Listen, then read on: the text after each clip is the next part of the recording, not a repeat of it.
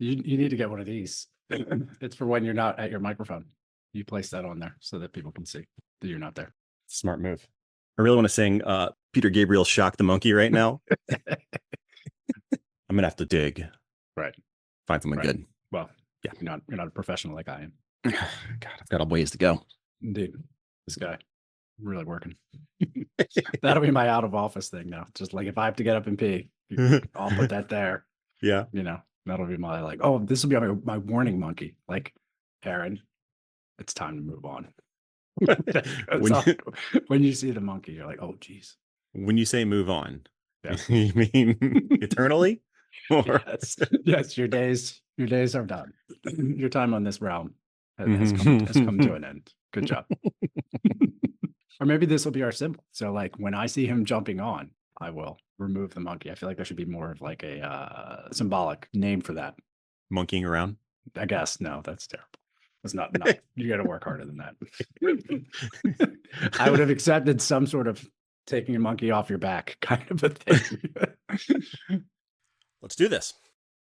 Welcome back to your favorite podcast of all time, Native Tongues, where we speak with writers and musicians about where they call home and how that place influenced their voice. I'm your host, Aaron Palmer, and I'm joined, as always, by my friend and co-host, Ken Hall. Listeners, we missed you so much the past few weeks that we brought you a brand new episode, fresh off the lot, still with that new podcast smell. Okay, let's get some things out of the way real quick. To show your appreciation, and really to keep this podcast afloat, please give us a good review and 5 stars on Apple Podcasts. You can leave comments on episodes on Spotify, and check out our Instagram at Native Tongues Pod. And now, on to our guest this week. We brought on a woman with a very welcoming personality, and I believe that's for 2 reasons. 1, she's from Texas, where nobody's a stranger.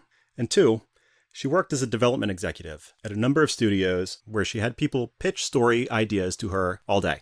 After her move to LA and working as a script reader for some major directors, she became a story editor, a director of development, and eventually moved into director of development at Walt Disney Feature Animation, where she worked on a number of high-profile projects. She was a development producer at Disney Toons and worked at other studios such as Vanguard and Discovery. Now, she's happily living back in Houston, where she works as the pitch master. Through this, she consults with new writers on how to successfully pitch their ideas. She's also written a book titled How to Turn Your Screenplay into a Novel. She also has a weekly newsletter that goes out with tons of advice on this topic. She was generous enough this week to share some time with us, teach her some of her pitching strategies, and share some stories from behind the scenes at some major studios. So stick around, because this was an incredibly insightful conversation and a lot of fun. Okay, enough with the yapping. Let's get to it. Let's welcome Lindsey Hughes.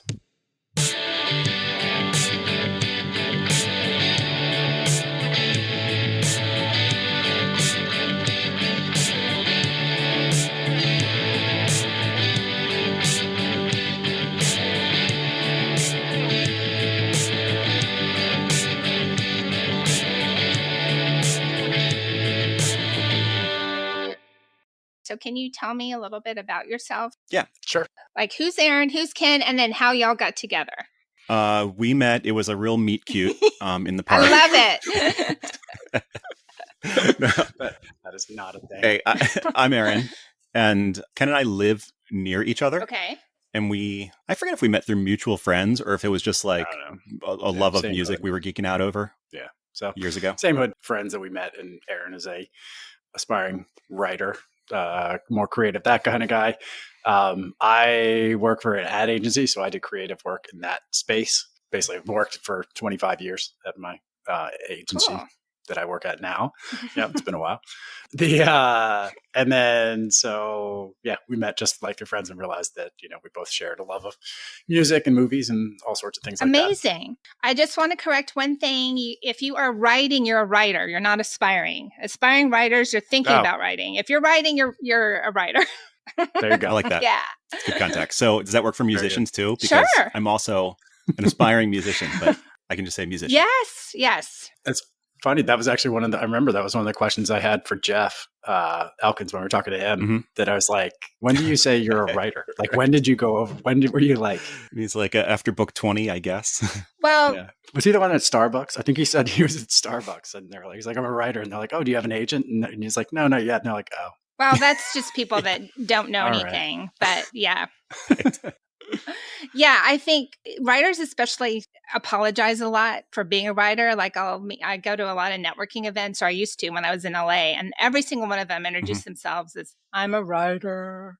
It's like, no, you're a Really, in LA, writer. you'd think people would like really be pushing that. On this side of the country, I understand because the community isn't there, and it's more of a side project until you've made something. But there is community because you can find writers groups wherever you are. Like you just have to find the community. You have to look for it. Yes. But it's there. I just meant it's not like an entertainment hub. Right. You pop in at the bar and somebody asks you, hey, what do you But do? the reason writers in LA are like that is because no matter where they are in their career, they think they should be doing better. So even if they've had 3 hit movies, they're like, I'm a writer. Like, it's just... It's like writer's guilt. I guess so, yeah. Self-defamation. What is the top of the mountain then? I don't know the answer to that. I think it's hard when you're any kind of artist because whatever you're working on could always be better. Like it's hard to hit the publish button or release the single of the song or whatever. Yeah, right. And I think the goalpost keeps moving. So like as a writer, the first thing is you want to finish your book and then you want to publish it and then you want people to buy it. And, so that's the other thing is it could always be better and you could always be doing better. Right. I'm certainly my own biggest critic. Yes. And I understand that. Aaron always says that, but man, he hasn't heard what I say about him. I just like that's hard to top. It's a fog. Really, really hard to top. But yeah, it goes back to like the saying, perfection is the enemy of good. It's better to get something out in the world than it is to tinker forever. But it's hard because when I go through this with my own writing, and like it's so vulnerable to put something out in the world, especially because of that whole artist angst of it could always be better. So hitting the publish button is it's hard. Yeah. Especially once it's set. You're like, all right, well, that's now set and we can't go back and change that. Well, the neat thing about indie publishing is you can go back and change it. So true. yeah, so right. That's one of the many things I love about it. So I have a newsletter that I write once a week for writers. And and I wrote a book last year for screenwriters called How to Turn Your Screenplay into a Novel, which is guess what that was about? The opposite, and right? That's like the opposite flow, yes, right? Yes, typically, the totally opposite flow. No, I have this novel. Totally opposite flow. And that's why I wrote it, because in my Hollywood career, I read so many great scripts of movies that I would love to see that never got made. And once a script has kind of made the rounds and no one's bought it, it's dead usually. And so I really am passionate about helping screenwriters make money off their ideas. And if they indie publish their script as a novel, the odds of having a bestseller where you make a gazillion dollars are low, but you will make some money and you'll get to share your story, which is the whole reason we write. So people will actually get to read it and enjoy it. Yeah. And then eventually somebody will go, you know what? We could probably make this into a movie. Yes. I mean, that's the other thing is in Hollywood, they always like something best that was something else first. So they like a comic book or a book or whatever. It's a true story. And it is crazy, just like you said. But if you have a book, it might make your project seem sexier and you never know. It might see new life.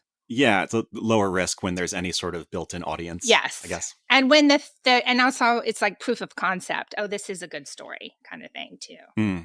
Have you seen much of that? Much of people selling their writing and not yet, but that's my hope. Turning it around. Yes. What about screenplays? Like, what if people were just taking their screenplays and putting them out into the world? I know that's like a different medium and people aren't used to reading that style. Yes, it can be done. I mean, you can't be afraid to talk about your idea because if you're not going to talk about it, no one's going to buy it. And this goes for books and screenplays. That's a good point. So you have to balance protecting your idea with talking about it. So you can't copyright an idea. Like look at, 1,000 years ago, there were those 2 Meteor movies, right? That came out the same year. Deep Impact. Right. And then there was the 2 In Cold Blood Truman Capote movies. So but if you watch both of those movies, they were very different. Yep. So you have to know that someone could have your idea. Things are out in the zeitgeist, right? So people do get the same kind of idea at the same time, but it's not going to be your story. So you can't worry about that, number one. And number two, you don't want your script to be 100% ripped off. So you can copyright it. And that's really easy to do. I forget how much it is. I want to say $65, but that may not be right.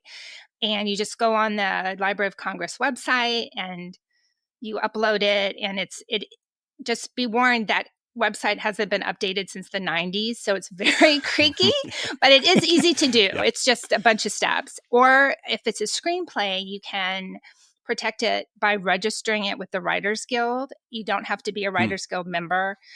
Oh, I didn't know. I don't know currently how much that costs, but it's definitely under $100. So before you send things out in the world, you do want to do that, but you don't want to not talk about your stuff. Like I have a client and he has amazing ideas and he's also a visual artist. So he makes these amazing pitch packets for his stuff. And he put his stuff, like 3 of his ideas up on his website, and his family freaked out. They were like, "Oh my God, no, someone's going to steal it." And which was so sweet, so sweet. Right.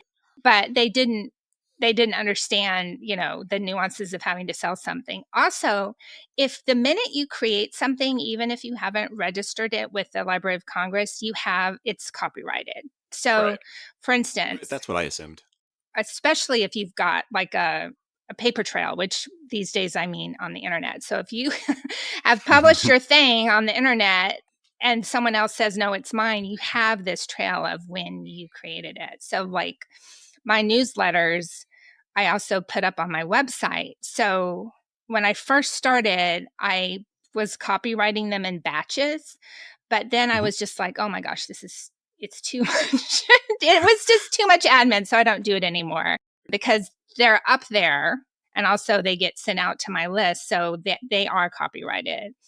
Right. You can see you saw them and you saw the publication dates of them. Yeah. So my father is a retired federal judge. So he's all about all the legalities of dotting the I's and crossing the T's. So he was like, you have to copyright everything you're writing. And so that's why I was doing that for a while. Yeah, it sounds real tedious. Yeah, it was. I checked out a few of the newsletters, and like I said, I work for ad agencies. We're constantly telling people marketing ideas and blogs. And I thought the length of what you had to say was like perfect. Oh, thank you. It's useful, but it doesn't like ramble on. It's not like I'm so in love with myself that I just want to talk and talk and talk. We run into that quite a bit. Yeah. So good on you on that. Oh, thank you. Well, I believe in short and sweet when you're pitching, and I think also when you're teaching people, because people tune out. I mean, I subscribe to a lot of newsletters since I write one, so I want to see what other people are doing. And yeah, if it goes on too long, I stop reading or I unsubscribe and stop reading. So you want to help people, teach people, but in a way that they'll remember. And if it goes on too long, it'll go in one ear and out the other. Yeah, I find that a lot of times with that, we fight the struggle of telling people that like people don't like to read, especially on the internet. Like for creative, like things like that, sure. But like in that way, I'm saying people like to skim. Yeah. They love like bite-sized things that they can process. But can this newsletter be summed up in a reel? Even I do make reels of my newsletter. Exactly. Not every time. I'm not the best at social media, full disclosure, but about every 4th one, I make a cute little reel and put it up. So right. But that's the idea. Yeah. Like keep it short, keep it sweet. It should be that in that thing. Even things that people care about, they have a hard time reading. It's the way that the world is moving. Right. So that's why I use a lot of bullet points and I bold things and all that. Yeah. Does that come into your like sort of pitch strategies too?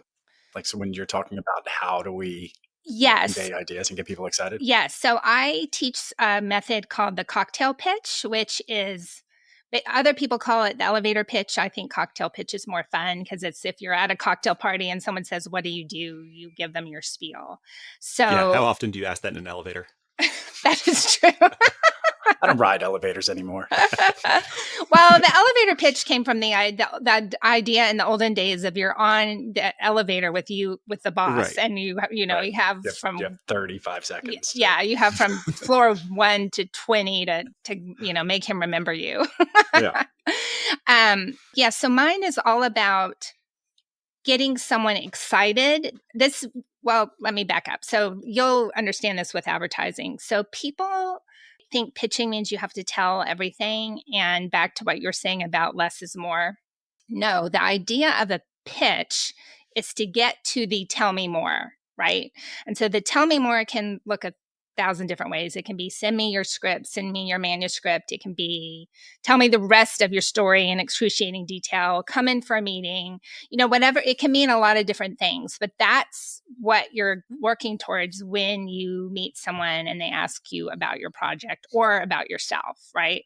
So I love catchphrases because I think they help people remember things. So one of mine is pitching is selling, not telling, because you want to get to that tell me more. Now, a lot of artists get all oogie about the word selling, right? Sure. They think it's gross and slimy. And my whole thing is, well, no one is going to hire you or buy what you're selling if you can't talk about yourself and your project in a compelling way. So if you do it right, it's not oogie. And I know authenticity is like a buzzword now, which is so annoying, but it is true that you have to just be yourself. So there's another teacher out there, Thomas Umstead, and he says, find your kind of weird, right? So you have to double down on who you are and be excited to talk to people about yourself and your project. And then it's not going to come across as selling. It's going to come across as enthusiasm and authenticity. So that's kind of the first thing. Yeah. So Ken was saying before, I was an aspiring writer, but professionally I've worked in sales for a long time. And you're right.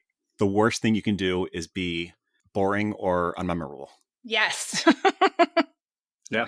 Yes. I was going to add to that. The owner of my company always wants everybody to be selling more and more and more. And and he's like, nobody wants to do sales because it's obviously a lot of creative people. And they're like, he's like, but I mean, when you wake up in the morning, you put on clothes, you're sort of selling yourself. You're making choices there that how you're going to present yourself in the world so that people see you for who you are, and excited. He's like, it doesn't always have to mean forcibly going out and always be closing. It is, it is a method of just generating interest and impact. You do it every day. Yes. And everything in life is selling. And once you embrace that, then I think you'll get more comfortable with it and also feel more excited to do it. And to me, it's storytelling. And that's why I get excited because I love telling stories.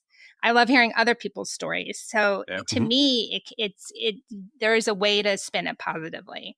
So back to the cocktail pitch. It's just this short formula, which I originally developed for screenplays, but it works for novels. It would probably work for your songs, Erin. You know what I mean? Or your kind of music. I teach it to entrepreneurs when they're talking to investors to try to get money. So it's applicable all the way around. So if you're a writer, the first thing you do is you want to talk about your genre and your format. And this goes back to what I was saying about everyone's like, I'm a writer. No, we want to know what kind of things you write. Right. I mean, you could write, you could be in advertising, you could be a songwriter. I don't know. So you want to say like, this is a romantic comedy novel, or this is romantic comedy screenplay. So you start with the format and the genre. So then as the listener, I'm like, oh, okay. So I'm already kind of in your corner knowing what you're talking about. And then the second thing is to use touchstones. So touchstones are successful movies and TV shows that align with your project. And this goes for novels too, because sadly more people watch than read, right? So and the key is you want to pick well-known things that made money. You don't want to pick some obscure Swedish film that no one saw, right? Right. So, and it's that old Hollywood cliche of this is X meets Y, right? So does that still apply? Like, does that work? Yes, 100%. Yeah, it's corny and cliched because it works. So if I say to you, this is Frozen meets the Avengers, you immediately you still are like, what is that? But you know what it is. You're like, okay, this is fairy tales with superheroes. So superhero fairy tales. Oh, interesting. Kind of cool. Tell me more, right? You're already kind of grounded in what it is. The other way to do that is to say this is this, use your touchstone and put it in a setting. So my favorite is high school. So this is Frozen in high school. Okay. This is some kind of fairy tale thing with high school characters. There's probably some sisters in there. So again, that helps ground you. Especially if you have like connotation around that. Like when you say high school, that means a lot of things to a lot of people. You know, there's a lot of nuances and ways you can kind of go in and out from that. Yes. And I personally love high school stuff. So, and you think about, there's like, Clueless was Emma in high school. There's all kinds of things that use this that we've seen over and over again that actually end up working. 10 Things I Hate About You. Yes. I was just gonna say that. Yeah. That's another one. Yeah. So you've already got, with your format, your genre, and your touchstones, you've already got your listener or your reader, if it's a written pitch, kind of already knows what we're doing here. And that's great, because when you're talking about your story to someone, they are trying to follow it and you know it inside and out. This is the first time they've heard it. So anything you can do to help them, ground them in your story and what you're telling them, it's going to make it easier for them, right? Yeah. So then the next thing is we go to your lead character. Oh, wait. Hold on one second. This is my favorite part of it, and I left something out. Okay, so back up. So after that, you want to ask, you want to use some kind of metaphor or common thing to get people interested. So I love a question like, remember when you were little and you were convinced there was a monster under your bed? Like that would be how I would start Monsters, Inc., right? Something like that, which is emotional because you're afraid that the monster's going to eat you, and B, relatable. You can also use archetypes. Like, again, I already told on myself I love high school. So you can just say, like, this is the geeks versus the jocks. Right. Snobs versus the slobs. Yeah. So I know what that is. I kind of know what that is. So that, again, is helping people. People are excited. They know what you're talking about. And you may sometimes get to your tell me more and not even have to go into the rest of your pitch. So then you transition to your main character and her emotional want. And I love to use Katniss because she is such a great character because her emotional drive is so powerful. Katniss is a girl whose sacrifice to save her little sister's life starts a revolution.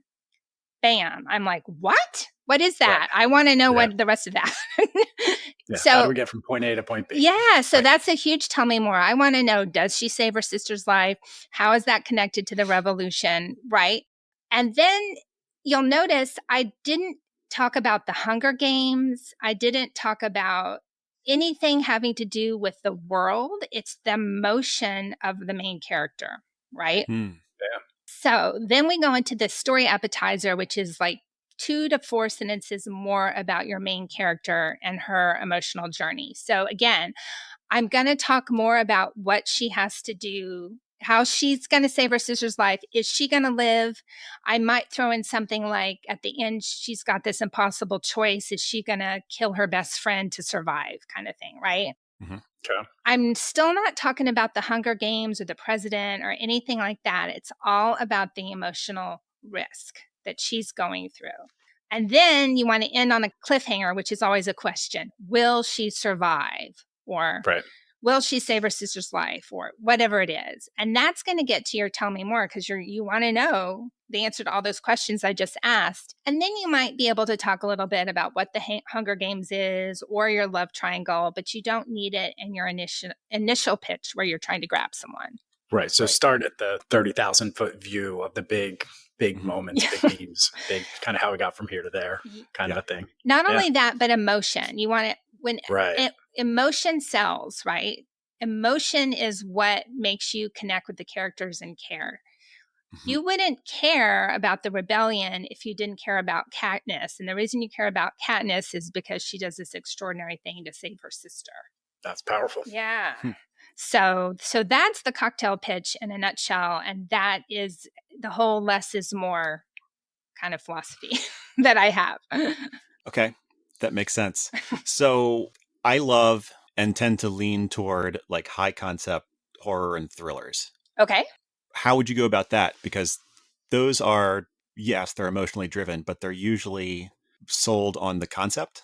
Well, okay, so I don't do horror. I'm sorry, just to clarify, Aaron, when you say it's sold on the concept, this is how we're going to kill people, this is how we're going to drive people crazy, as opposed to here's the journey of one man through something. Is that kind of what you're getting at? Yeah. I mean, I'm thinking did you see that movie Fall recently? I did not. Oh, sorry. Two girls climb a abandoned radio tower in the middle of the desert and get stuck. Okay. So once that happens, then the emotional journey comes. But there is a big problem that's like the setup for the whole thing. Okay.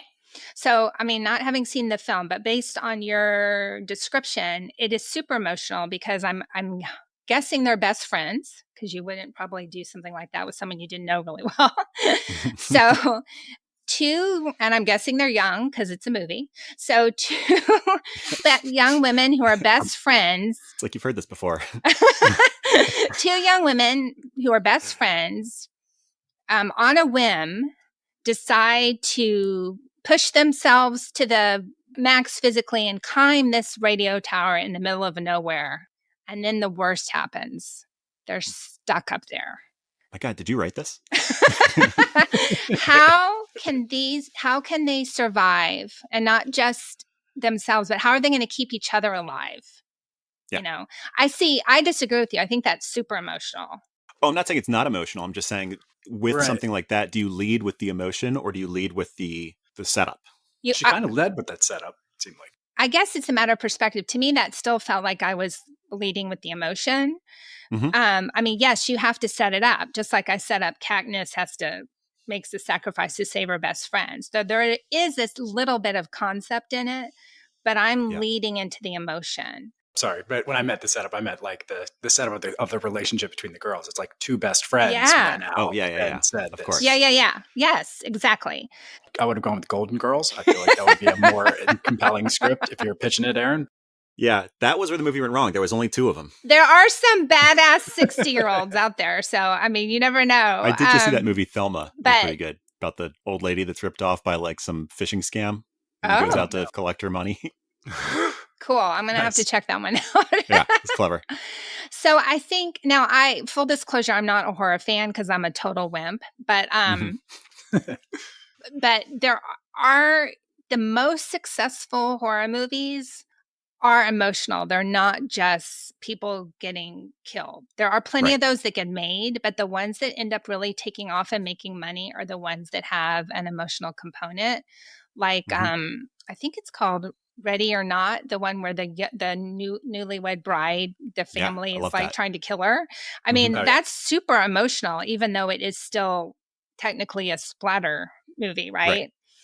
So, and then when there are paranormal horror things, there's still the emotion. Actually, this is all horror. There's still the emotion of, are we going to survive? And are our relationships going to survive intact? Like if it's a romantic couple, are they still going to be a romantic couple by the end? They may survive, but they may break up. So I think there's still ways to lead with emotion in those genres. Like one of my favorite thrillers are the Bourne movies. Mm-hmm. And the first one is super emotional because he's heartbroken. He doesn't have any memory. And then he slowly discovers he was this really bad person, and it like breaks his heart. I mean, that is so emotional. And that's why the next two were not as good, because he was already there. Yeah, you've uncovered that already. Yeah.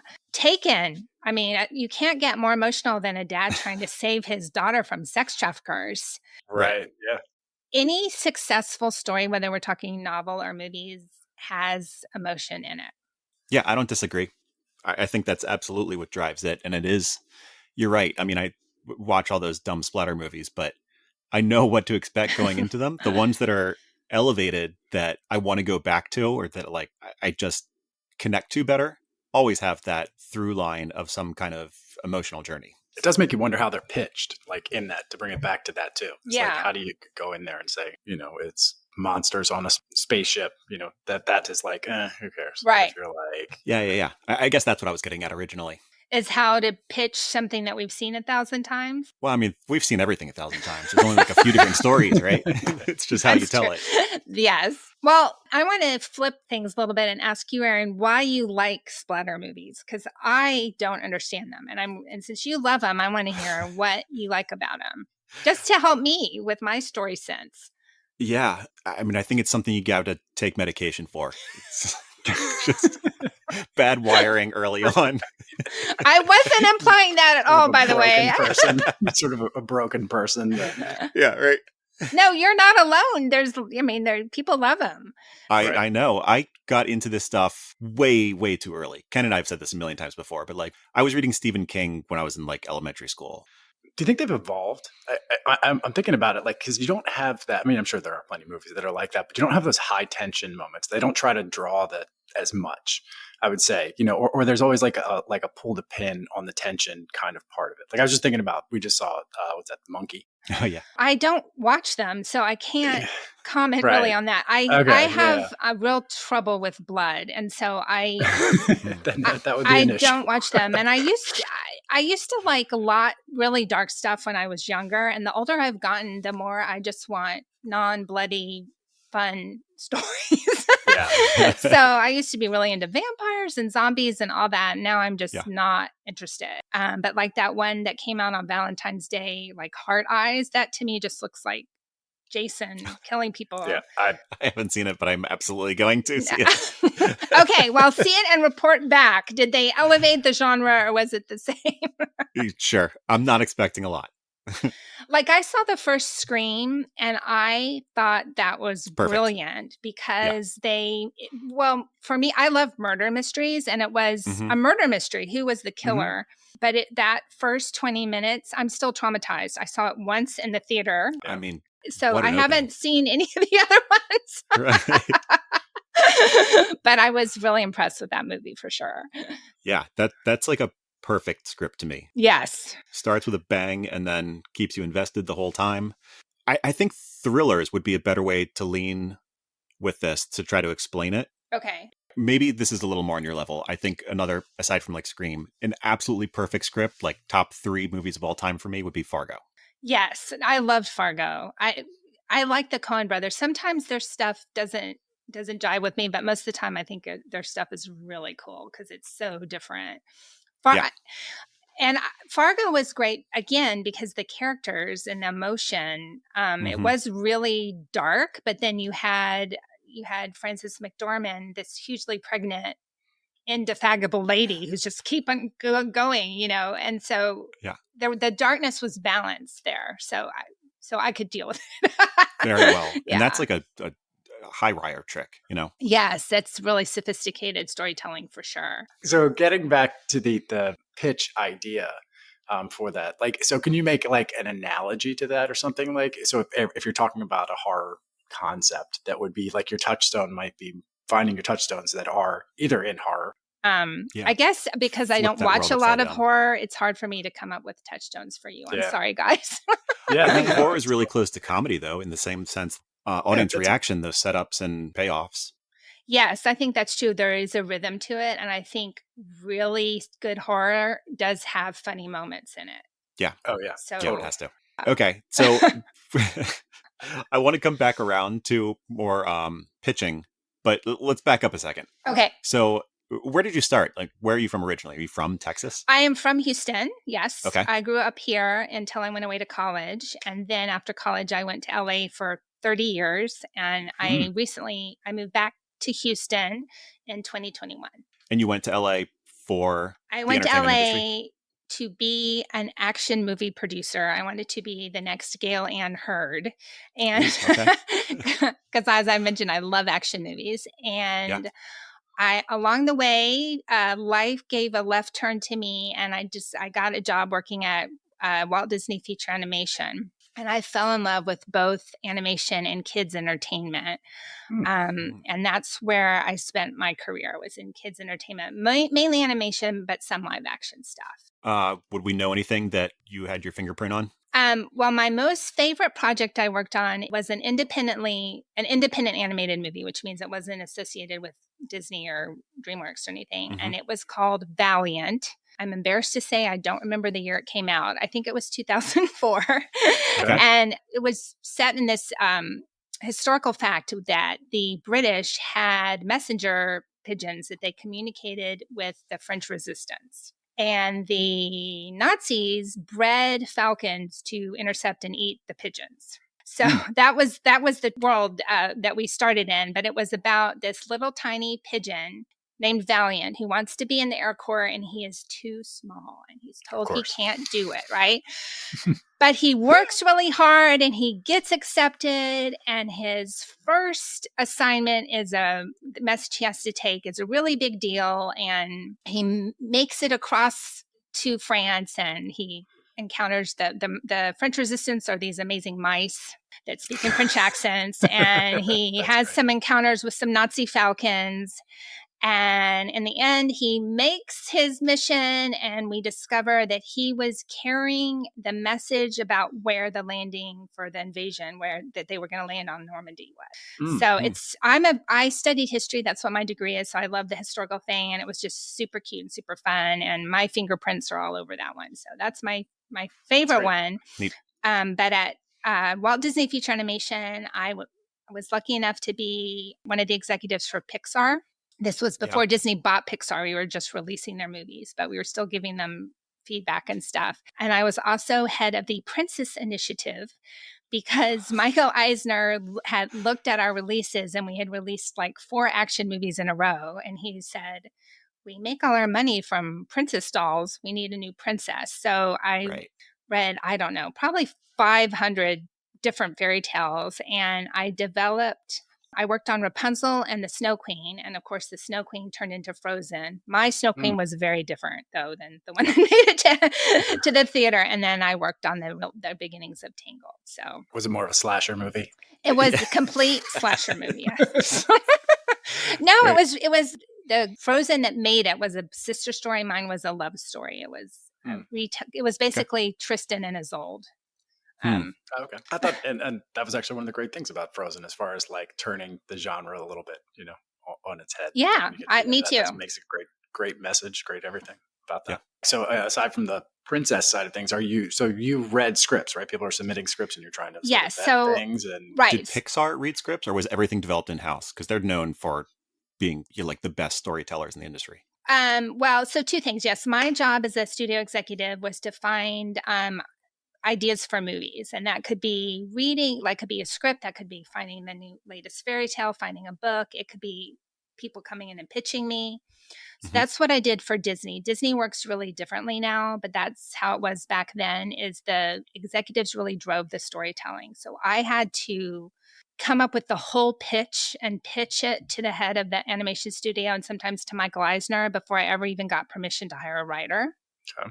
Pixar was always, they were developing their own stories. It was always writer-directors. So they were making up their own stories. And I was giving notes, so giving feedback on the stories, giving feedbacks on the screenings. But it was always developed in-house. So now Disney Feature Animation works the same way. Pixar has a story trust, and they copied that, and they have their own story trust now. And so everything is developed internally a little bit differently. It's not executive driven. So I was going to say, how were those relationships? A lot of notes, very executive driven between you and a writer. Well, it was hard because it was a true writer's writing assignment where I had already laid out the whole story, and they just had to develop it.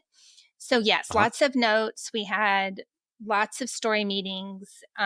Basically, that was my day, was sitting in rooms, giving creative feedback or making up stories on the spot. So it was a very fun, silly job for a grown-up, for sure.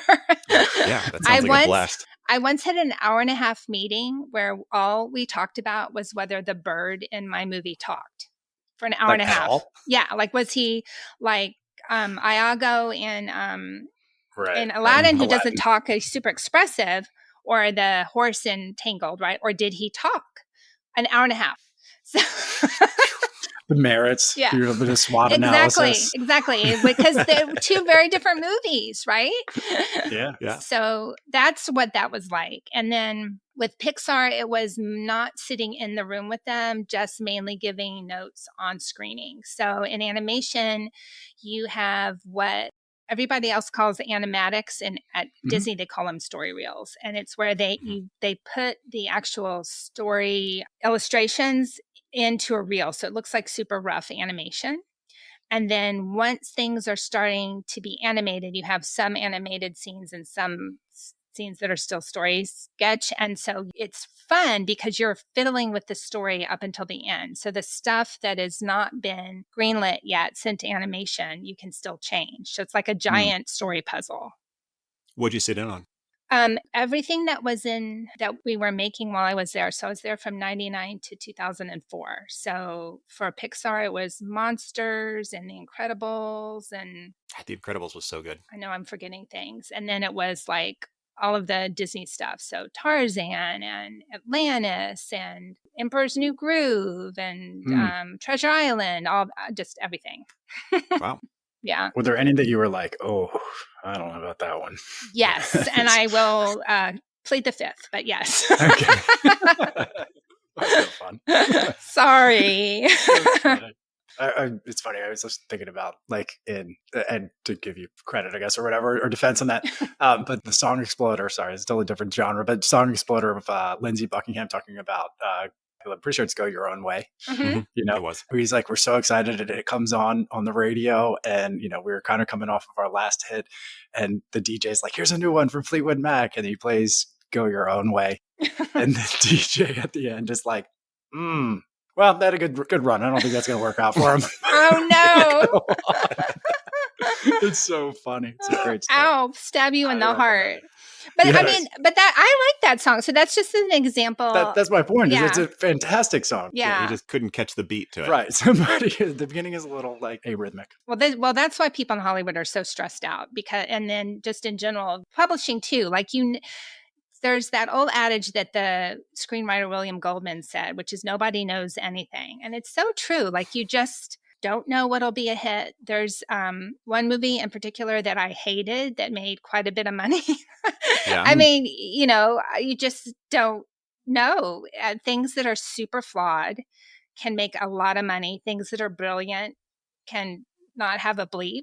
Yeah, things that subjective. Are bad, people can make a lot of money, and things that you never know. And then it's so subjective. Like I would never watch Hard Eyes, and Aaron is excited to. So everyone. Right. And so that's what I say too about writers and creators about rejection is even though it is so painful, I understand that and can be really disappointing. In the end, it just meant that whoever is saying no, you're not their jam. There's plenty of things I love and plenty of things I'm like, I don't have any interest in that. And right. And you just have to find your people. Right. Keep working it through that way. Mm-hmm. Makes sense. So you studied history, but then you were very involved with development. So did you have like a writing background too? Yes. When I was really little, I wanted to be a children's book author. And I've always done creative writing. I was the editor of the creative writing magazine at my high school, my senior year. I also wrote a play my senior year that won an award. And then the history part of it is I was always writing papers. So I think my senior year of college, I had like 6 term papers I had to write.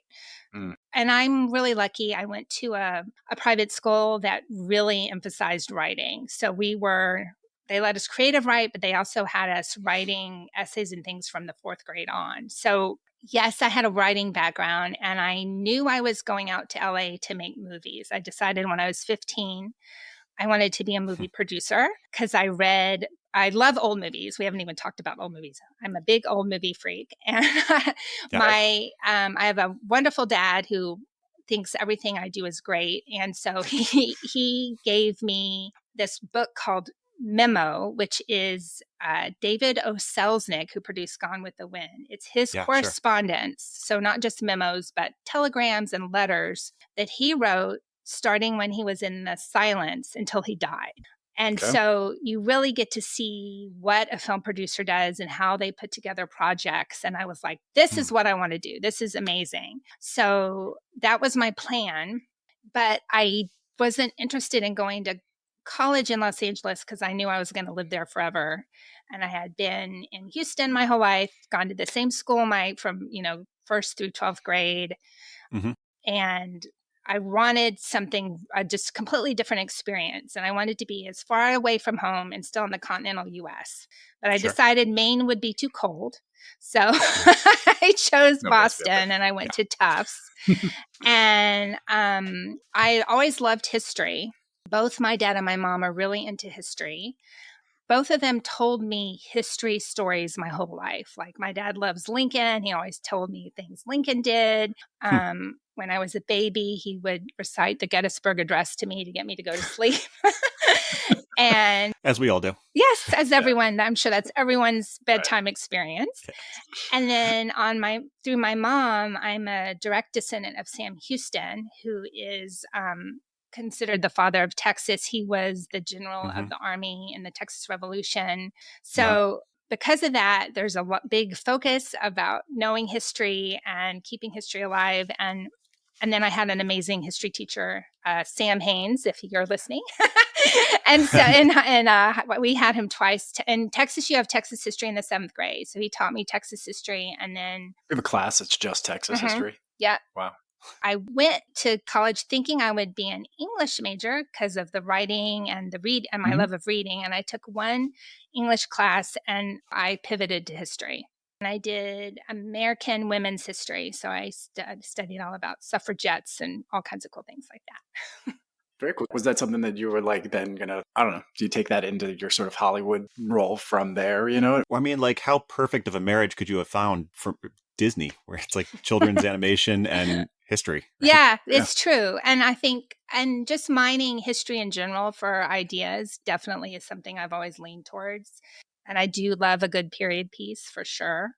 I just think the real connection is between my history and my story career is that history is stories. It's all stories. And if you read really good history, reads like a novel if it's well written. And so to me, it's all the same. It's all good stories. That's cool. What's his name does a great job of that. Larson. He wrote Devil in the White City. Oh, yeah. Is it Eric? I think. Yes. Yes. Yes. I love, Isaac Storm was about the big hurricane we had here right outside of Houston, Galveston. I thought you meant Gary Larson. The Far Side. I know. I miss The Far Side to this day. That was, yes. So my freshman year in college, I went to Towson University here in Baltimore. And my freshman year, I took a history of the United States prior to the Civil War. So up till 1865. So I'm like thinking, American Revolution. I grew up in Annapolis, Maryland. So it's like, I know a lot of the things around that. We walked in and the teacher starts out. She's like, well, first the Indians migrated across the land bridge from Russia in 60,000 BC.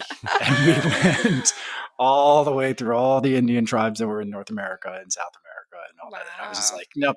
And I think my last year I took a history class, which is history of Maryland. Again, thinking I grew up here, I should know it. And oh my God, again, poor decisions that I make. So, but yeah. Well, it sounds like it wasn't the subject, but the teachers. Yeah, a little bit. I in retrospect, if I was older and more mature, I might have complained a little more, but it was fine. That's funny. So you graduate, and then it was out to LA, like directly? Yes. Well, I worked out there for 2 summers for this company that made TV commercials. But in the same suite of offices, Francis Ford Coppola was prepping Godfather 3. I've heard of him. Yeah. Yeah. So I ended up reading scripts for him. And so that's where I learned in the film business, we have this thing called coverage, which is a book report for a script or a book. And it's a synopsis and then an analysis and then a yes, no, or maybe about whether your boss should read it. And so that was kind of my introduction to development and what that was. And I was like, oh, I love this. It's reading and writing. I was on set for the TV commercials and I discovered I don't really like being on set. So Yeah, I I had a very similar experience. yeah, so I like reading the scripts and talking about story. And so that was my introduction to that.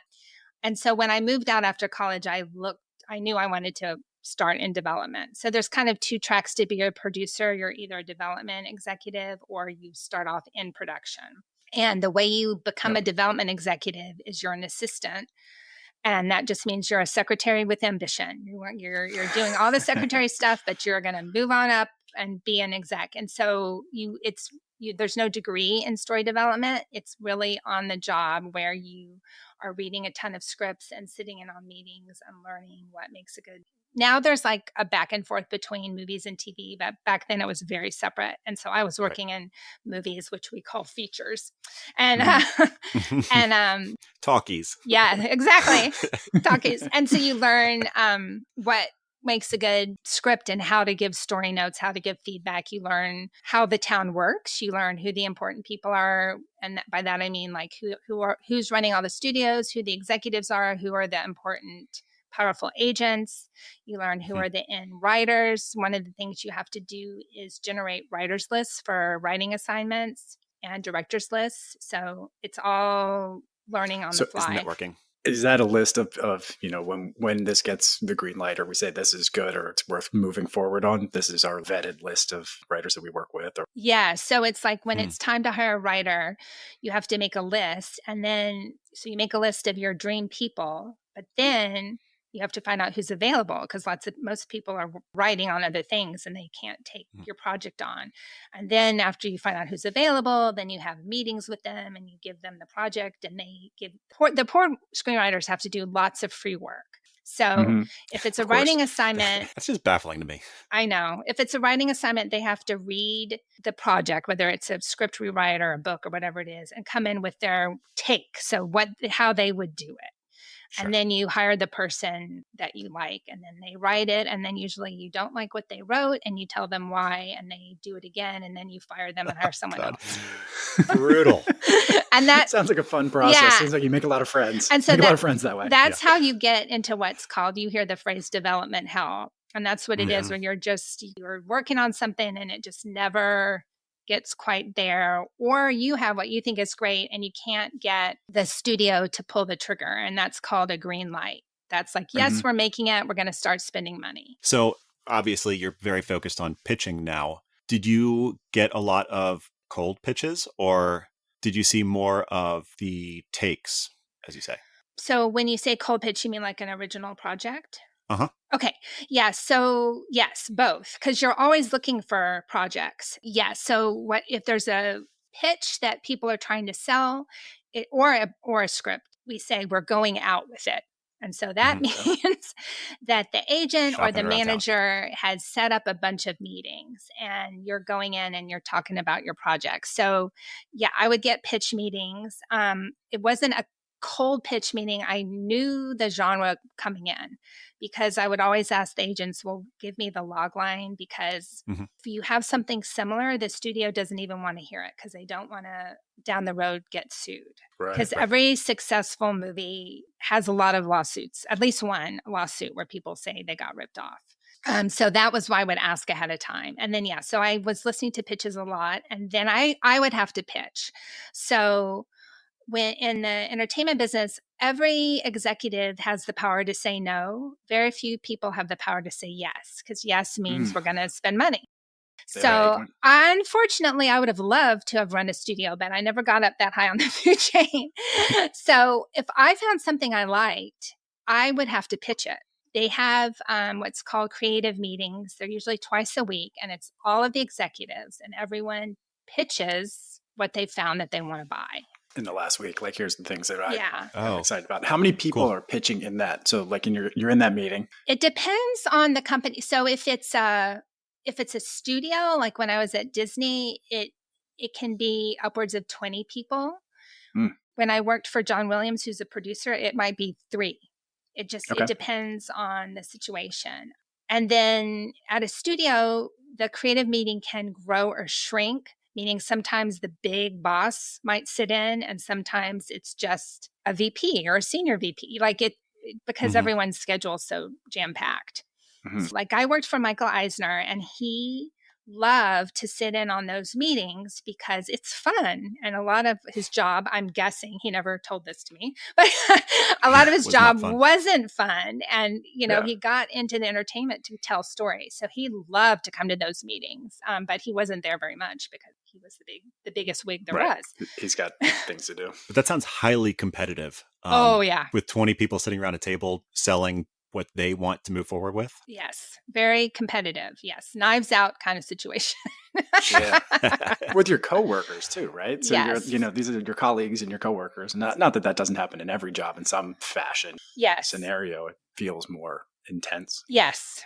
Were you able to rise above the focus on your own thing to see who had great pitches and who just had good taste generally? I was, because I'm a story geek. I love stories and I love movies and I wanted to make good movies and good stories. So I never tanked something to try to get mine ahead. And there was a few times where I was assigned projects that were real stinkers and I was like, we can't spend any more money on this. Right. Spend a lot of, we're not going to fix it.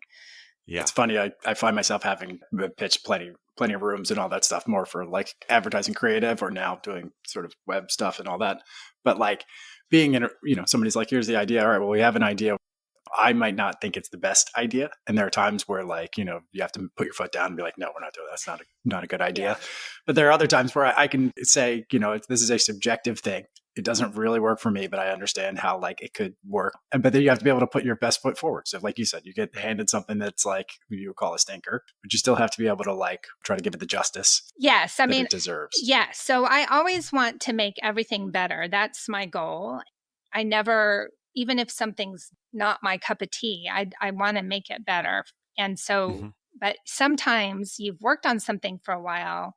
This is not novels. This is entertainment. And it's just not there. And I remember one time there was a project I'd found and it was a cute original fairy tale. And we worked on it for a while. And it just finally my colleague came in and he was lower on the totem pole. I think he was nervous to tell me. He's like, Lindsey, this isn't a movie. And he told it to me in my office, not in the big meetings, which was very nice. And I said, I know you're right.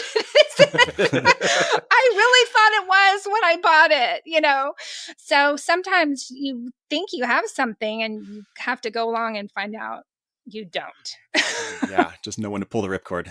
But that's a big thing though too, especially from a creative standpoint, is knowing, all right, or at least put it on the back burner. Yeah. I mean, like this isn't really going anywhere, and knowing when to call that time of death, put your hand and look up. Right. And I think you also have to, and this is just in managing your own ideas. This is not like a studio thing, but you have to decide where you want to put your time and energy, because you can't work on everything all the time. Like I've got above my computer, I have my little mood board and it's all my creative ideas. And I'm like looking at it, I'm like, I was supposed to work on that 6 months ago. And I just haven't gotten to it because I'm doing something else. So sometimes if you like this sweet little fairy tale, if you've tried, you have to let it go so that you can move on to something that hopefully is going to be what you think it is. Sure. So actually I have a question about that. When I first started to get into screenwriting, a lot of the notes that I read were, you always want to have, whenever someone finishes their first thing and they think it's great, I've accomplished something, I have climbed the mountain. Yes. Now who do I sell this to? And the answer is always no one, write 10 more. But then you get those rare ones where people win these contests and get a chance to pitch their story to an executive, a producer, a someone. And the answer is often, well, that's really interesting. What else do you have? Yes. They're like, I don't know. I've spent 10 years writing this. This is my thing. Yeah. So and I think this goes for novels too. Sure. But I tell my screenwriting clients that you have to have at least 2, but preferably 3 really strong scripts before you ever go out and pitch or try to sell anything. And you have to have 2 more ideas that you can cocktail pitch in a meeting. because the question is always, what else have you got? Always. Yeah. And on the even if you love the first idea, even if you're like, I love this idea, but I'm still going to just. Maybe I loved your script, but I already have 3 killer astronaut scripts projects. And so I loved your writing. That's why I wanted to meet with you. But what else do you have? Maybe you have something else I can buy. Or your pitch, you killed me with your pitch. I'm going to buy it. Now I want to be in the errand business. What else do you have? Like, right, okay. You know, even if it's successful, right? Yeah. Which is a good problem. And I think for novels, if you set yourself up for success, and this is on the indie publishing side of things, is you want to have at least 2 books written before you publish the first one, and ideally 3, so that you can build on your momentum and not spend 10 years writing the next thing. Well, I mean, what kind of balance did you see when you were seeing pitches on a regular basis? You know, did you get a lot of people who did not know how to split their time evenly, or were most people pretty professional by that point and had a library of work? I think for screenwriters, the challenge is finding time to work on your own projects if you've got paid work. So if you are on a TV show or you've got a paid writing assignment on a screenplay, it's really hard to split your time and still be producing original material, which you need to keep your career going, because you need a new script at least once a year, but really twice a year, to keep you top of mind with everyone, right? So that's the biggest challenge, more than having a library of work, is splitting your time. And then you have, of course, all of this free work that everyone's required to do to get the writing assignments. So it's just... So at what point did that become a thing? I mean, I understand that it's a tumultuous industry and it's always been run by these studio systems that would prefer not to pay, I guess. Sure. But at some point, why hasn't that changed? Like, why are people still accepting these deals? Why don't they say, yeah, I'll write this, but I need minimum wage to be doing this. I can't just work for free. Well, once you're hired, you're paid. But to get to the job, you have to audition. And the way you audition is coming up with your take on the material. And that is a lot of time and energy, and you're not paid for that.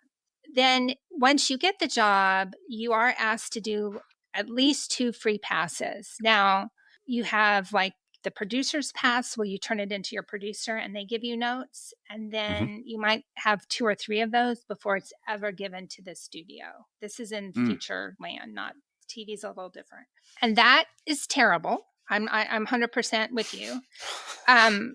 It got a lot worse. So that's always, since I was in the business, it's not like that started in the middle of my career. It was always that way. It got a lot worse after the writer's strike of 2007. Because really? Yes, Worse. and here's why. So before that, and this is in features, I can't speak to TV, but so before that, you had what's called a step deal, where you got paid for the outline, then a certain number of drafts, and a certain number of revisions. After that strike, the deals changed, and it was one payment that you were getting. You only got paid for a one project. Yeah, this is features, for like one draft. And then if they liked you, they would pick you up for more steps. But there was no step deal anymore. And so what that meant was projects that were studio movies were living and dying by that first draft. And so the producers, in order to save the project, because a lot of times what you get is not a good script from that first step. Just sure. Right. So the producers couldn't turn that in because it would kill their movie. The studio would read that and kill the project. So that's when the producers started asking for more and more unpaid work. Sure. Okay. Like, basically, don't put it as an official thing. Yeah, but this isn't your step. This needs to get better. Yeah. Yeah. And how do you get around that? Yeah. So it got a lot worse after that, to be honest with you. It's interesting. Yeah. So it's really more of a system thing. It's not so much that writers are not putting their feet down and saying, I'm not going to work for free. You got to pay me something. I think it's both. Yeah. I think it's both. Yeah. Writers do get really taken advantage of. The long time ago, that before that strike in the 90s, I had a boss, and she finally I'd say to her, I'm not asking the writer I'm not asking him to do that. And she said, why? I said, because he's already done 3 free drafts for you. I'm not doing that. We're not doing that. Good for you. Yeah. It's just like anything else. People will push to get what they want, but it's hard. Right. And you can put a lot of time and energy into these pitches to try to get the project. Mm-hmm. If it makes you feel any better, development executives have to do free work to get a job too. So what happens is once you get to a certain level, you have to do notes. They give you a script and you have to do notes on it, which is thousands of dollars worth of work you're doing for free. That used to make my judge dad very mad, by the way. Right? Yeah. Where you're like, hey, I've got the law on my side. I know what I'm owed here. I was just like, I know it's wrong, Dad, but this is how it is. This is the industry. Yeah. Right? Is it just because it's like a dream factory and people are willing to, or just want it so bad they're willing to not jeopardize their chances? Well, yeah. I mean, for that, it's like they want to know they want to know how you analyze things, and they want to know if you can write. Right. And you don't want to see it fail. Like you were just saying, like if I turn in, if I'm on the development side or the producer side, I like your project. I love it. But I can't turn it in like this because I know it's not going to work. Where are we going to go from here? And I can't afford to hire another writer right now either, because the studio is actually paying your bill, not me. And so they're not going to sign off on me hiring another writer unless they see what you've written. So that writer's strike really, in my opinion, the writers did not come out winners. Has anything changed? Do you know from that? I mean, I know maybe you're not as like on the pulse now, but out of the most recent one, has that gotten any better? The most recent one, and I didn't look at everything that they ended up agreeing to, so please don't fact check me here. Did your dad? No, he didn't. Did they call him? Give him a once over? But their main concern was AI on that. So they got some assurances with that. That was their main thing. Yeah. Right. And residual and the residuals, because they weren't getting residuals for streaming. So I don't know if they are now. I don't remember if they won that or not. I hope they did, because they deserve it. Yeah. So it's almost more on the back end and the production side of things, as opposed to the front end of development. Yeah. And how that system works. Right. With streamers hiding their numbers and trying to compensate for what used to be, what's the term? Like DVDs. The ratings, the Nielsen rating. Sure. Yeah. It's so funny how much things have changed, because I'll look at the ratings now and I'll be like, wow, this would have been, this is considered a hit now, and it would have been canceled in 2 seconds back in my day. Right. Yeah. I always think it's funny. It's more fragmented, and you have more niche viewers. You were trying to appeal to the whole country not that long ago. I mean, it's crazy to me. Like when you look at, go on any streaming service, like we have them all like that, and go on and see what the top 10, like when they're like, oh, and here are the top 10 movies for this week or whatever. I mean, just the most random things in there. And you're like, really? This is like, oh man, it's terrible because I don't have a good example of it. But last night, I was like, what? Like Kindergarten Cop? Why are people watching Kindergarten Cop that much? Like, why is that even on the radar right now? Yeah, that's funny. And of course, the entertainment industry now has been around for over 100 years. So that's a lot of product. It's not like it just started and we've got 10 things to watch. So every year there's more and more stuff. Same with novels. Do a purge. No, because I love the old movies. Right. Oh, so all right. So we are starting to take up a lot of your time, and I want to get to our big final question. Okay. But also, let's jump back real quick to your love of old movies. Sure. What'd you grow up watching? Like, what is near and dear to you? Well, so again, I have my dad to thank for that, because he's a big movie fan. And in Houston, there was this great theater that played old movies. And so my first old movie I ever saw was on the big screen, and that was Citizen Kane. And I was 9, and I was like, oh, this is amazing. And so that started it. And I could not imagine showing that to my 10-year-old right now. He wouldn't make it through 10 minutes. Because the acting is so different, or the vibe, the pacing. Yeah. Even like when I try to get them to watch stuff from like the 80s, they're like, this is okay. Doesn't move fast enough. That would break my heart. I guess, I mean, again, I was always a story geek, and that movie is at its heart a mystery. And I did and still do. Mysteries are like my main genre that I consume. So anyway, I was blown away. I was a weird kid. I'm a weird adult. And then again, with my dad, we got into this tradition of staying up late and watching Westerns on TV. I was going to make a joke about watching nothing but Westerns in Yeah. Texas. Or Right. they only showed the That's right. Alamo at the theater. Well, the Alamo is not a very good movie. Speaking as, Okay. as Yes, an I official know. descendant, we don't really like that movie. But anyway. It's So not canon. It's not canon in Texas lore. But so that's how I got started. And then I got really into Cary Grant, and I love the zany comedies. I love film noir. So my favorite old movie of all time is The Philadelphia Story with Cary Grant and Jimmy Stewart and Katharine Hepburn. It's like the best romantic comedy ever. And the first time I saw it, I was like, oh my God, who's she going to choose? It was very on the edge of my seat. Let's see, what else? I love Charade. That's probably one of my other top ones. And that's like a thriller, like an old-timey mystery thriller I know it. with great clothes. And again, Cary Grant, my boyfriend. So That's very like Hitchcock adjacent. it is very Hitchcock. I got really into Alfred Hitchcock because my mom, me too. I get my love of mysteries from my mother. And so she told me all about Alfred Hitchcock, and they had re-released in the theaters Rear Window. And so we went and saw Rear Window in the theater. So I got really into Alfred Hitchcock. My wife had not seen like any Hitchcock movies back when we were dating. And the Arts Theater downtown did a revival series, and we went and saw a bunch of them.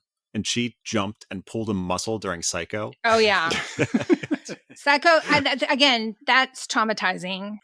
Like, it was still so Like, effective yes. today. Yeah. Yes. I mean, my favorites of his, I don't know. I like all of them, but I love, Rear Window is top of my list, though. yes. And I love The Lady Vanishes and Mhm. Foreign Correspondent, which are not as well-known ones. And then once Turner Classic Movies came on the scene, I was in heaven because I could see all kinds of things I'd never heard of and seen and stuff. I cut the cord 3 years ago with my cable, and that's the only thing I miss is Turner Classic Movies. I'm sure you can find them all I somewhere. was going to say, they gotta be somewhere. And right? I think if you are going to be a storyteller, especially a filmmaker, you have to have, and I get on my soapbox. I talk about this a lot. You have to watch old movies. You have to have an old movie foundation because they're the foundation for our visual vocabulary, our visual storytelling vocabulary. Mhm. They still affect movies today. Like, I was watching the opening of Inglourious Bastards. I'm like, what is this? What is this? Oh, it's Once Upon a Time in the West, almost shot for shot, Oh, wow. Yeah, right. So, and that is a tense opening. God, it's great. yes. So it is in the original too. I highly recommend it. So I don't know. You can I ask me anything you want about old movies. Oh, I also love The Thin Man. I love the witty, drunk people solving murders. You can't get it. Some Like It Hot. I love Some Like It Hot. Yes. I feel like that's one. a good kind of roadmap for so many other films that came out recently. Yes, that's a great one. All right. So before I get to my last question, because you sat in on so many pitches, I won't ask you to call anyone out or tell me about your worst thing. But what about like the best things? Are there any that like still stick with you that you think, or that move forward, or do you just think, God, I love that story or that pitch? There are so many things that I read or tried to buy and that I love that I still think about now. I hope all those screenwriters read my book and write novels of their scripts because they were so good. There was one, this wasn't a pitch, this was a script. I love swashbuckling stuff, and it was an American swashbuckling story set during the Revolution, and I love that script so much. And it was set up with a big producer, but nothing ever happened to it.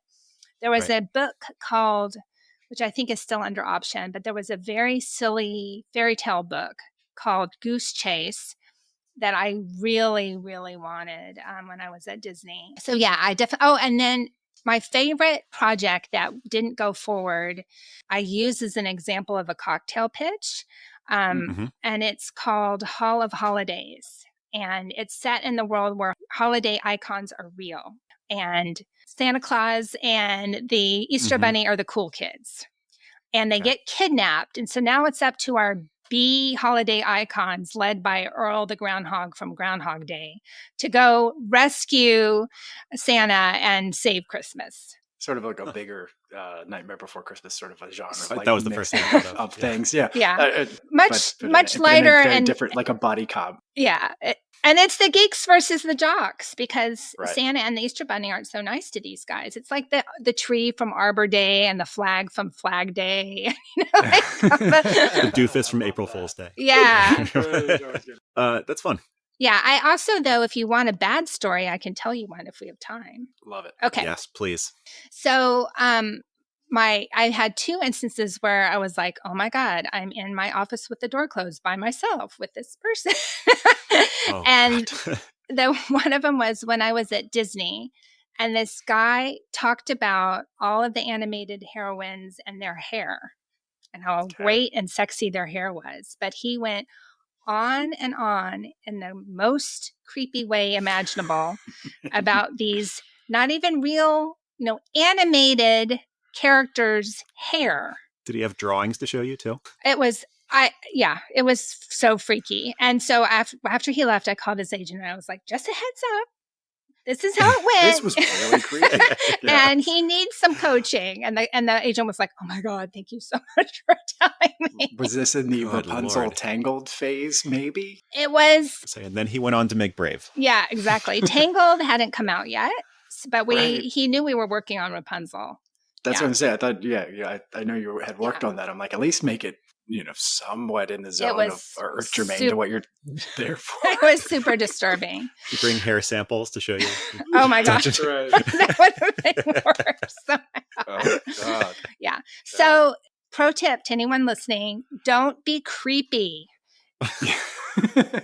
Don't be creepy, especially if you're meeting with a woman alone in the office with the door closed. Yeah.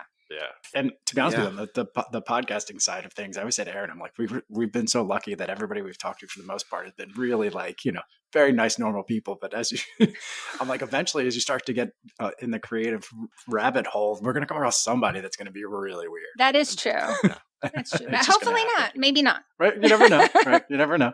But Yeah, best you can. But I mean, again, that's also your advice is subjective. That guy might have walked out and been like, "I killed it." Probably. I mean, she was really into the hair thing. I don't know. I am really nice, but I don't have a poker face at all. I don't know if maybe he just didn't read the horror on my face, but I was like, like wide-eyed. Yeah. Oh gosh. Yeah, well, I'm sure that's horrifying. I'm sure there was a number of times that were horrifying, but hopefully they just turned into good stories. It was banter for only later, 2, so that's pretty good in 30 years. Only 2. What was your other one? The other one was someone who had recently been fired, and he was very mad about it. And I thought he was going to hit me. And I'm not the one who fired him. He was just so angry. And fired from your company? No, fired from another job. Like I wouldn't have had a meeting with someone who had been fired from my company because they wouldn't have let me rehire him. And I ended the meeting really quickly. And this was when I worked at the toy company, and I walked outside and I was telling the entertainment group was in the middle of the boys' toy department. So it was all men. And I was telling this guy what happened. He goes, "Oh my God, I'm going to kick his ass." I was like, and this person could have probably killed him because he was like, had a winner in martial arts. I was like, no, it's fine. He's gone, but good to know. I can ask you for help next time. Right. Well, so the takeaway from that too is like, you got to check that stuff at the door and just come in and focus on whatever the idea is, whatever the thing is. And, yeah. He just shouldn't have been taking meetings. So again, I called the agent and I was like, just a heads up, your guy's really angry. Maybe you shouldn't be sending him out right now. And he was mortified. He's like, "I'm so sorry." I said, "Well, it's not your fault. I'm just telling you so you don't keep sending him out." I'm giving you notes. Yeah. Here are my notes. Oh, that's good. Well, I don't want to hold you here all day, even though I do love these kind of behind the scenes stories and could listen to them nonstop. Where we usually go with this is we want to know about where people are from, where they call home. Yes. And it sounds like that's Texas to you, even though you spent a long time in LA. It is. It is definitely Houston, and Texas in general is home, and I'm really happy to be back. LA is a hard town, and it was just really so nice to come back here to the old neighborhood, which is, of course, very different from how it was. But I love being here. My immediate family is all here, so it's really, really nice. And the attitude here is just great. different. I love everyone here is so nice. I took a walk. I live in a beautiful neighborhood with lots of oak trees. And I moved back and I took a walk. I had been here like 2 days. And everyone I passed said hello to me. And I came back and I cried because I was like, I realized I'd been missing that in Los Angeles. So I have a reverse story of that. When I went to college, so I live in Baltimore. I went to college down in North Carolina, like in the mountains. And the first week when I was walking around, everyone was like, "Hey, how are you?" I was like, "I don't know you. Why are you talking to me?" When I went out, my brother got married in Wisconsin. So we drove out there for the thing on the lakes there. And I remember walking through Madison and I'm like, it's really weird. You make eye contact with people and they don't immediately look away. They don't immediately like avert their eyes. They like smile and just nod or like, hi, like, I was like, man, I could get used to that. That's nice. Yeah. It's my favorite part about it. And I'm a chatter because in Texas we chat. We talk to everyone. So I didn't lose that. I was always talking to everyone in LA, and my best friend was like, one time she said, you probably like made people's day because probably no one talked to them in 3 days. And you're like, hi, how are you doing? What are you doing? No. So. Yeah. No, I appreciate that. So, okay, before you go on with that, the big question for this is we've identified your home and kind of like what shaped you there. But what's important to you now? Like the question is, Ken and I come in for a day. What are we doing? What's the Lindsey tour of your hometown? Okay, so I thought about this because I knew you were going to ask me. So Houston is giant. First of all, there's a lot of sprawl. There's a joke that Houston is an hour from Houston. So I'm going to pretend that you have more than a day. Okay. And the other thing is, it's a great town. It's super vibrant. It's not a touristy place though. There's not like things that you dream your whole life of seeing other than NASA. So if you were interested, I would take you on a tour of NASA and, which is really interesting and cool. And there is the Lone Star Flight Museum is down there kind of near NASA. And it's this really cool airplane museum that has all kinds of stuff from mainly World War II, but a couple earlier things. And then like they have like the first Continental passenger jet there. Continental was an airline that used to be centered in Houston. Yeah. And that's a really cool place. So if you're into aeronautics, the other thing I would say is it depends on when you're coming. So I'm going to pretend you're coming now because right now it's rodeo season. And it is, I love it. I just went to the rodeo a couple of days ago. I was so excited because I hadn't been since I've been back, the couple of years I've been back. So there's a season, and it usually starts in February. Usually the rodeo is in late February, early March, and it's 2 weeks long. And the Houston Rodeo is the largest rodeo in the world. Okay. And it's been that way my whole life. So it's just an experience. It's like you can't get more Texas Is than it like going a to the rodeo. festival? Is it like a festival thing or like, like the state fair comes in for a week or something like that? Like, are they doing like riding every night? Yes, they are. So it's huge. So you've got eating. So there's all these like fancy restaurants that have booths and then fun fast food. You've got so it's not all just like what can we fry? There is some of that. You can get, I didn't partake, but you can get like a fried Oreo and stuff. But then there's super fancy food. Then there's drinking. So there's a very prestigious wine competition. It's a really big deal to win the rodeo wine competition. And then there's like a wine garden with a lot of people's wines that were in it. So you can go. The local vineyards that are bringing their all wine people there, come or is it from like all over the world. Okay. It's like, oh wow, it's a big deal in the wine world to win. Is there a type of wine that would be like specific to that? I'm just trying to figure out like how as a vintner, whatever the hell you call them, am I getting on the radar of like, oh, got to get down to Houston for that? That's I think cool. if you know the contests, if you're in the wine biz, you know the contest and you know it's prestigious. Okay. We do. I mean, everywhere has vineyards now, so we do have Texas wine, and you can go on. That's another thing we could do. There's a wine country that's about an hour and a half from here, and there's tours where we could like ride a bus and get drunk on the wine, and it's really pretty. It's really pretty countryside, yeah. And then there's Is that shopping. your drink of choice? Wine. I like wine. I also drink whiskey, and I love a good Moscow Mule and all that sounds good. Margaritas, and I'm kind of eclectic. Okay, that's good. Then there's shopping at the rodeo. So I'm wearing the thing I bought. See how it's got cowboys on it? Yep. Nice. And then there's the livestock show, which is all these cool animals. So you can see like the craziest chickens in the life and cute cows, and you can pet them. And then there's the actual rodeo, and it's every day for 2 weeks, and it's all the events. So it's like bull riding, bucking broncos, roping, barrel racing. There's 2 things. There's 2 kid events. One where the older kids wrestle calves, and the one where the little kids, they're like 5 and 6, they ride sheep. Oh, it's just kind of like a kid bucking bronco thing. Love to see that. Yeah, it's really great. And then there's a concert, so of huge recording stars. So I went to opening night and I saw Reba McEntire, which was super fun. Yeah. And she said that was her 20th time at the rodeo, which was like might be a record. I have to Google it. So that's the rodeo experience, and it's super fun, and it's very quintessential, not just Texan but Houston.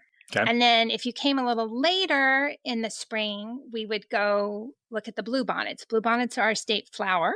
And about an hour and 20 minutes, depending on traffic, outside of town are these just gorgeous bluebonnet fields, just fields and fields of bluebonnets. And then Houston is probably the restaurant capital of the country. There's more restaurants here than anywhere. It's a huge culture of eating out, even more than you think of New York and LA. It's really Houston. Really? So we would eat a lot. There's like nothing I love more. That is why I work out every day, so that I can eat a lot. Me too. Yep. Vanity is the only reason I work out. So I can eat what I want. And you can eat. Yeah. Yeah.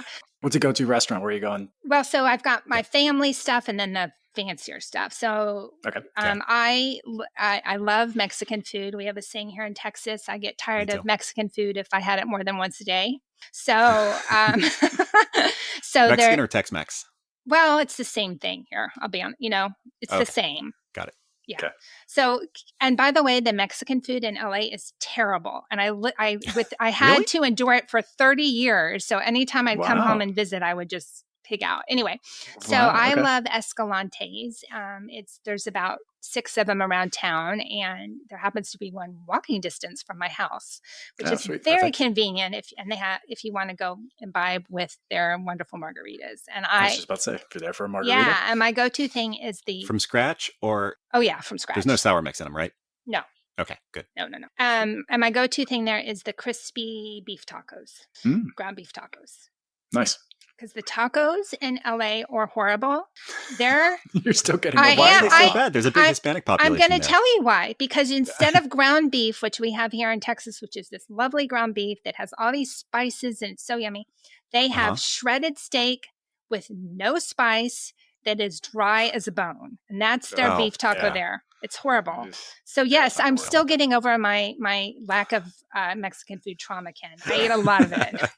They also don't have chili con queso in California, and it's a staple here. It's this melted cheese thing. Yeah, sure. Oh, so y'all know what it is, and you're in freaking Baltimore. How come they don't have it in LA? It's just terrible. Yeah. So, and then my family has been going to Antonio's Flying Pizzeria since they opened in the 70s. This is important. What kind of pizza is it? Antonio's, and what style of pizza?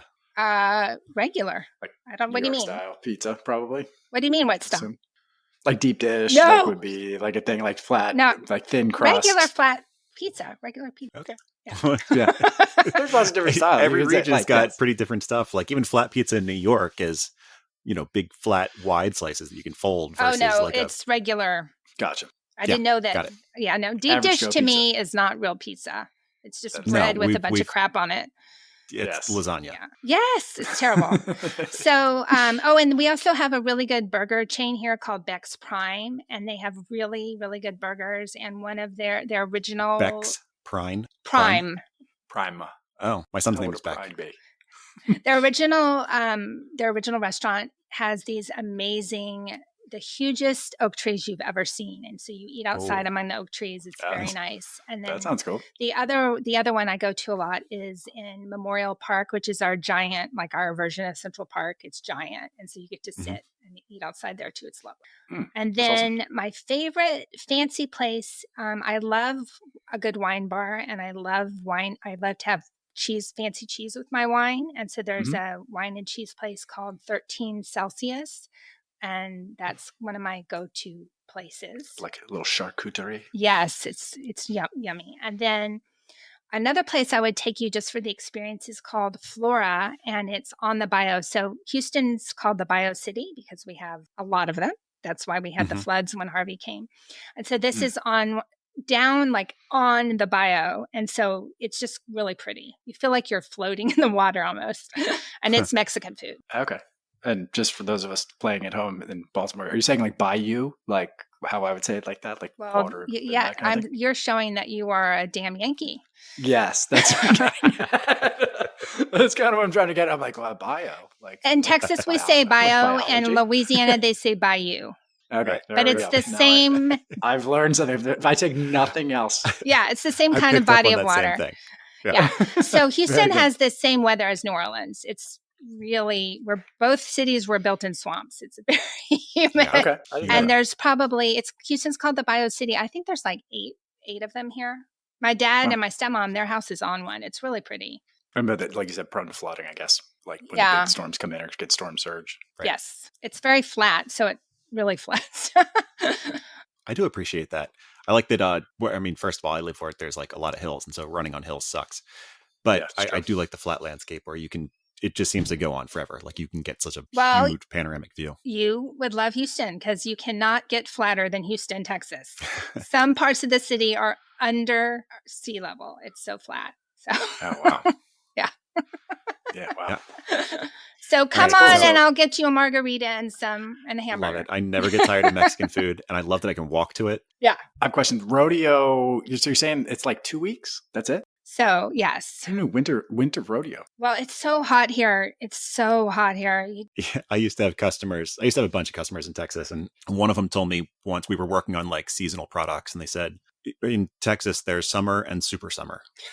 So, that's it. I mean, it can get cold here. It usually freezes twice a winter, and we have to bring all our plants in, and everyone puts blankets over their foliage. But it's mostly hot. Yes. Right. Yeah. Gotcha. I would not want to be at the livestock show when it's 105. It's already pretty stinky, you know? Yeah, right. Yeah. We have the Maryland State Fair is right down. It's 5 minutes from our houses, and yes, we get the cow palace. We go out to the cow palace, and the kids do that stuff. But that's for a week of like sort of farm living. Yeah, there you can watch the cows getting milked and whatnot. That's so cool. I know. I love going in and getting to though. Pet all the animals. That is true. Yeah. Yeah, they'll throw you out if you try to wrestle them. Yes, unless you're like a contestant, but you're too old to be a calf wrestler. You're out. You're out. What gave it away? Master Prime. I think it's like 14. I think it's like 10 to 14. So. Yeah, gotcha. Wow. Right. I was thinking earlier about a touchstone for like our pitching, Aaron, just so we took something away, and it's like two buddies embark on a journey. It's to visit the rodeo. It's Titanic on a podcast. Oh, except y'all aren't a disaster. You guys aren't a disaster. We'll see. No. We'll see. Yeah. We'll see where there's sacrifices. When we're stuck together, there's. That's right. Oh, God. Yeah, I like this idea. Anyway, okay, so I love everything about this. You've got some culture in the museums. You've got the state pride of the rodeo, the unique activity, a lot of walking around, the kind of food I want. Do you prefer fancy restaurants or do you like a dive? I like all of it. Okay. Good. I like my brother is a sommelier and he works at the fanciest restaurant in Houston right now. It's called Turner's Cut. It's the kind of place you want to go when someone else is picking up the tab. Yes. But it's really cool and the food is really good. It's mostly steak. I assumed. Yeah. I think we should make this trip for the rodeo. You should, document it. Yeah. I gotta see this. It's really cool. I mean, I don't know. It's for me, it's because I grew up going to the rodeo, so I just love it. And not just this rodeo. There was a really small rodeo outside of town that we would go to where you could sit right down and see everything. And the state prison used to have a really famous rodeo. They don't do it anymore, but so I've been there too. Wow. Yeah. Wow. Yeah, we certainly don't have that here. I want a T-shirt from the state prison rodeo. They still sell them. Right? They still sell them. There's an actual, the state prison has a gift shop. Okay. And I know it's so Texas, and you can get your Huntsville Prison Rodeo T-shirt there. You got to work that into a pitch somewhere. Like, Yeah. I work in the gift shop, the prison, the state prison. Well, it's actually really. the State Prison Museum. So full Okay. disclosure, but still, yeah. Well, okay. Even better. Even better. We're into a museum for the state prison. I mean, I guess somebody cares. That's good. Someone needs to embrace that side of everything as a history. Clyde of Bonnie and Clyde was in there. Mm-hmm. I mean, we've had some famous people in there. I don't know. Okay. You see the cell. Putting a T-shirt. All right. Well, anything you'd like to pitch us before? I would pun just intended, like. I guess. Yes, thank you for the opportunity. I coach writers and screenwriters, and I would love to help you with your story. If anyone listening wants help, you can reach me at thepitchmaster.com, and my newsletter is free. You can subscribe to it at thepitchmaster.com/newsletter. And I would love to hear. I love hearing from folks, so you can email me questions too if you want. And you have a book out now? Oh, yes. Thank you. I have, yes. My book is called How to Turn Your Screenplay into a Novel, and it is wide. It's available everywhere. If you want to buy it from me, it's at pitchmasterpress.com. Love it. Thank you. Very cool. This has been great. This was so fun, you guys. I appreciate it. I wish we had longer so I could hear more stories. And I wish we weren't recording so I could pry some of those. That's why we got to go to Houston. Yeah. The serious stories out of you. We got to go to Houston and come armed with a margarita. Yeah, there you go.